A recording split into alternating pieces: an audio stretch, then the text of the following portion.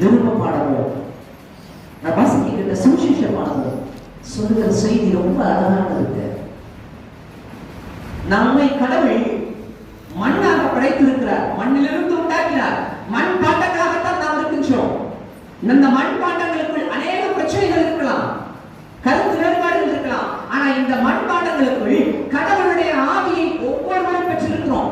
யாரெல்லாம் இயேசுவை சொந்த ரட்சகராக ஏற்றுக்கொண்டு ஞானஸ்நானம் பெற்று திருவிருந்தின் ஐக்கியத்தில் தன்னை இணைத்துக் கொள்கிறோமோ, நாம் அனைவருக்குள்ளும் கடவுளுடைய ஆவியானவர் ஊற்றப்பட்டிருக்கிறார். எப்படி மண்ணுக்குள் வைக்கப்பட்ட ஒரு விதை